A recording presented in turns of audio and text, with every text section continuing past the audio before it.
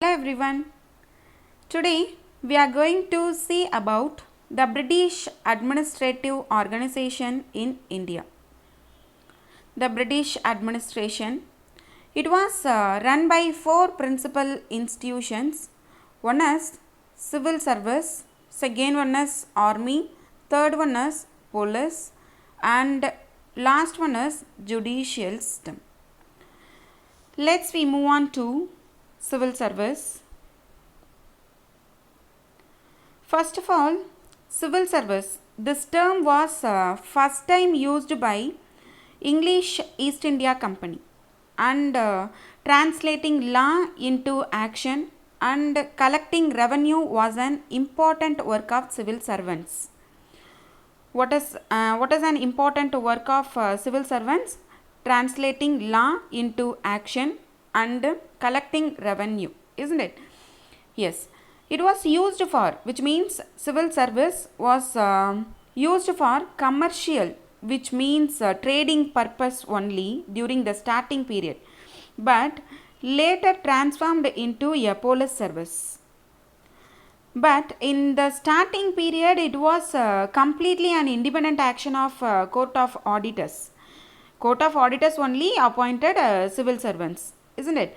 But the civil servants enjoyed in corruption, bribery and illegal private trade. Bribery in the sense oolal. Corruption na lancham, bribery na oolal and illegal private trade. Isn't it? Illegal private trade in the sense those who are working in the civil service, they should not move on to the private. Got it? So, British government appointed Cornwallis as Governor General in 1786. Then he implemented some rules against private trade, and also he raised, which means Cornwallis raised their salary to 1500 rupees for civil servants per month. After that, they became highly paid servants in the world, isn't it? Do you know one more thing? During the British Raj, Warren Hastings, who's that? Warren Hastings laid foundation of civil service, but Cornwallis reformed and modernized it. So he is also known as father of civil service in India. Father of civil service in India. So who's the father of civil service in India? Lord Cornwallis, who laid the foundation of civil service. Warren Hastings, isn't it? Yes. In 1798, Lord Wellesley came to India as Governor General. In 1800, Wellesley established a college in Fort William at Calcutta to train civil servants in language, literature and science that and all. But English East India Company directors didn't accept it. So in 1806, a similar college called the Haileybury College, or is also known as East India College. It was established in England to train civil servant by their own. Next, the Charter Act of 1833. What is that? The Charter Act of 1833 was the first to introduce the concept of competitive civil service. But the directors of the company who were not appointed by them were said to be ineligible to write the competitive examination.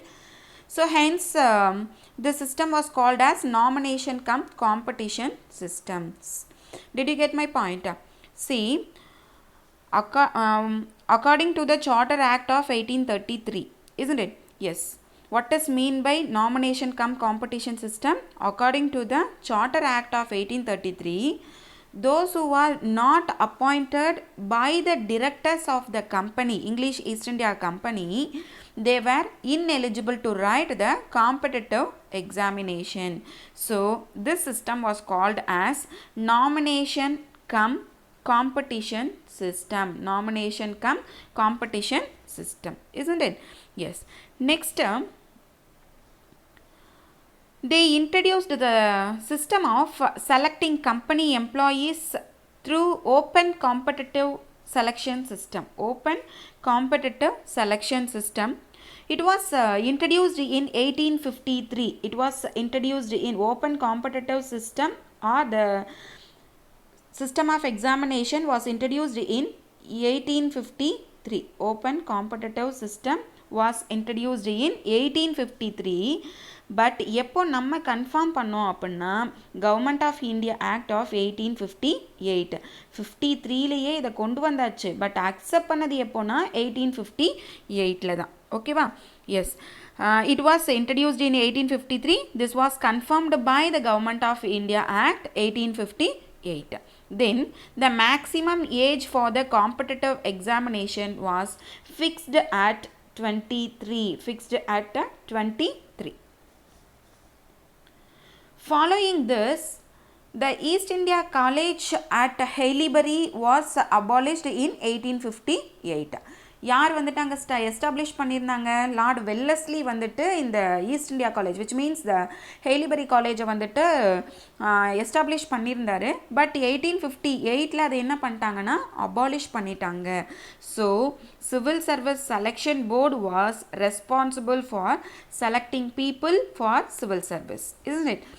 Under the Regulation Act of 1860, which means ஒழுங்குமுறை சட்டம் அப்படின்னு சொல்லுவாங்க, அது வந்துட்டு 1860 வந்துட்டு கொண்டு வந்திருக்காங்க. Under that act, the maximum age for the competitive examination was reduced from 23 to 22. அவங்க என்ன பண்ணிட்டாங்க? ஃபிக்ஸ் பண்ணியிருந்தாங்க ஆல்ரெடி காம்படிட்டிவ் எக்ஸாமுக்கான ஏஜ் வந்துட்டு 23 அப்படின்னு சொல்லி.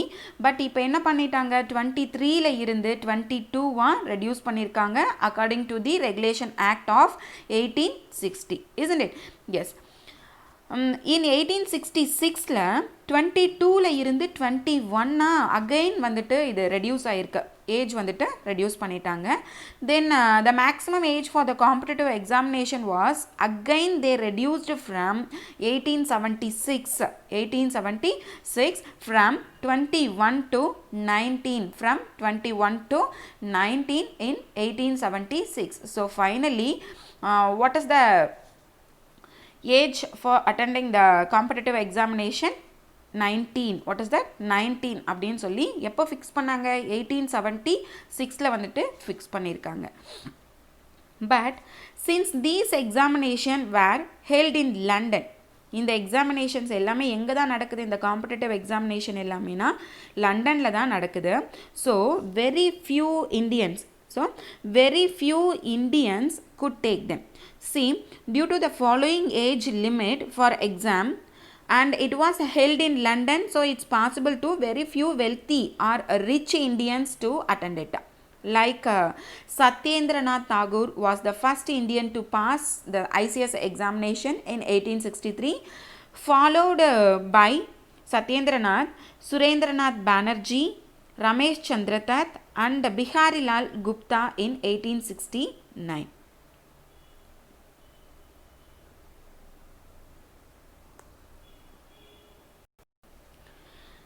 After that, Indians demanded to increase the age limit because everyone, it is not possible to attend the exam, isn't it? So the Indians demanded two things. One is increase the age limit, and another one is to establish center for examination in India instead of London. லண்டனில் தான் போய் நம்ம exam attend பண்ணுற மாதிரி இருக்குது. So ரொம்ப ரிச்சாக இருக்கக்கூடிய பீப்புள் மட்டுமே போய் அங்கே அட்டன் பண்ணுறாங்க இல்லையா?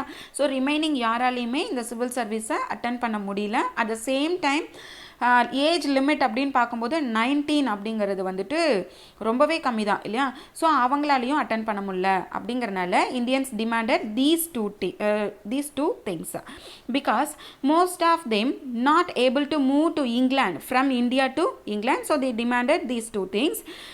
In 1892, the maximum age limit for attend for the civil service exam was raised from 19 to 21. 19 to 21. So already நம்ம பார்த்துருந்தோம் 18 66ல் பார்த்தோம்னா 22ல் இருந்து 21 ரெடியூஸ் பண்ணியிருந்தாங்க. 1876ல் 21லேருந்து 19 ரெடியூஸ் பண்ணியிருந்தாங்க. ஸோ இங்கே இந்தியன்ஸ் டிமாண்ட் பண்ணியிருக்காங்க. ஸோ அதுக்கப்புறம் 1892ல் 19லேருந்து கொஞ்சம் இன்க்ரீஸ் பண்ணியிருக்காங்க. What is the age? 21 தான் வந்துட்டு சிவில் சர்வீஸ் அட்டன் பண்ணுறதுக்கான மேக்ஸிமம் ஏஜ் அப்படின்னு சொல்லி கொண்டு வந்தாங்க. And the maximum up to 23 வரைக்குமே நீங்கள் வந்துட்டு அட்டன் பண்ணலாம். They can able to write ICS examination. ICS stands for Indian Civil Service, isn't it? Yes. Next, in 1912, a Royal Commission on Public Service was appointed by Lord Islington. It had 2 Indians in that commission, in a Royal Commission, and besides 4 Englishmen, isn't it? For what purpose it was formed? For conducting ICS examination in India, not in England, isn't it? Yes. In 1918, Montagu and Lord Chelmsford, both also recommended that 33% of Indians should be enlisted in Indian Civil Service examination, and gradually it should be increased. Who recommended that? Montagu and Lord Chelmsford, isn't it? When did they recommend it? In 1918. In 1923, again British formed a Royal Commission. Already அவங்க ஒரு Royal commission 1912ல் form பண்ணாங்க அப்படின்னு சொல்லி பார்த்தோம். அடுத்து வந்துட்டு 1923ல் one more Royal commission இங்கே form பண்ணியிருக்காங்க அண்டர் லார்ட் லீ. 1912ல் யாரோட கண்ட்ரோலில் அவங்க வந்துட்டு கமிஷன் ஃபார்ம் பண்ணாங்கன்னா லார்ட் இஸ்லிங்டன். 1923ல் லார்ட் லீயோட கைடன்ஸில் தான் இங்கே வந்துட்டு ராயல் கமிஷன் ஃபார்ம் ஆயிருக்கு. This commission Royal Commission recommended to all Indian service like ICS, IPS and IFS, which means Indian Civil Service, Indian Police Service and Indian Forest Service. These are all should be controlled by the Secretary of State for India, isn't it? Yes. Next, the Act of 1935. The Act of 1935 made a Federal Public Service Commission at center, and Provincial Public Service Commission in the different parts of the province. அதாவது the Act of 1935 கூட்டாட்சி அரசு பணியாளர் தேர்வாணையத்தை சென்டர்லையும் centre இந்த sense மத்திய அரசு, மத்தியம் அப்படின்னு சொல்லுவாங்க இல்லையா, சென்டர், மாகாண அரசு பணியாளர் தேர்வாணையத்தை ப்ரொவின்ஸ்லையும் உருவாக ஒரு வழிவகை வந்துட்டு செஞ்சது. எது அப்படின்னா the Act of 1935, isn't it? After India got independence, the ICS, which means the Indian Civil Service, became the IAS, Indian Administrative Service, isn't it?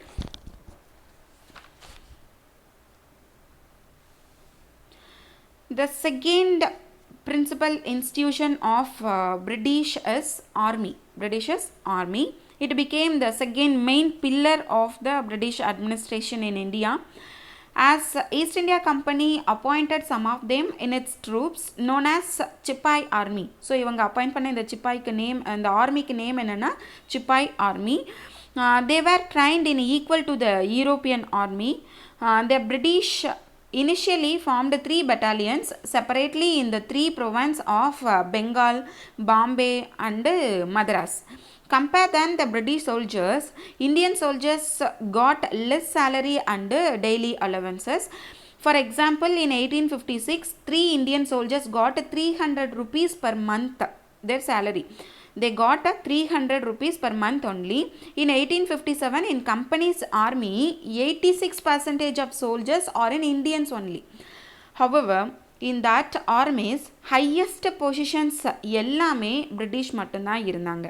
இந்தியன்ஸ்க்கு கொடுத்த ஹையஸ்ட் பொசிஷன் என்ன அப்படின்னா சுபேதார் அப்படிங்கிறது மட்டும்தான். See, the strength of the British Army during the Battle of Plassey in 1757. European infantry அப்படின்னா காலாட்படை அப்படின்னு சொல்லுவாங்க. European infantry எவ்வளோ இருந்ததுன்னா 1950. யூரோப்பியன் ஆர்ட்டிலரி மீன்ஸ் பீரங்கி படை 100 இருந்தது. இங்கிலீஷ் சைலர்ஸ் வந்துட்டு 50 மெம்பர்ஸ். இந்தியன் சிப்பாய்ஸ் வந்துட்டு 2100 மெம்பர்ஸ் வந்துட்டு இருந்திருக்காங்க. And also English army maintained 6000 troops in Bengal. கிட்டத்தட்ட 6000 சோல்ஜர்ஸ் பெங்காலில் வந்துட்டு 6000 சோல்ஜர்ஸ் வந்துட்டு இங்கிலீஷ் ஆர்மி அதாவது பிரிட்டிஷ் ஆர்மி எங்கே மெயின்டைன் பண்ணிட்டு இருந்தாங்கன்னா பெங்காலில் வந்துட்டு மெயின்டைன் பண்ணிட்டு இருந்தாங்க. ஓகேவா? எஸ், இதுதான் strength of the British army during the Battle of Plassey in 1757, isn't it? In 1857, Great Revoltல இருந்த soldiers 3,11,400ல 2,65,900 soldiers are Indians. But highest position எல்லாமே பிரிட்டிஷ் மட்டும்தான் இருந்தாங்க. அதாவது ஆர்டர் பண்ணக்கூடிய பொசிஷனில் இருந்தவங்க எல்லாருமே யார் அப்படின்னா பிரிட்டிஷ் மட்டும்தான். Isn't it? After the Great Revolt of 1857, the English made some changes in Indian army. That is, only the British were appointed in the artillery. Artillery means Birangi Padai, isn't it? Then they reduced Indian soldiers and increased British soldiers in 1858 in the British army, isn't it? Yes. In the next class, we will discuss about remaining two services. What is that? Police and judicial system. Thank you.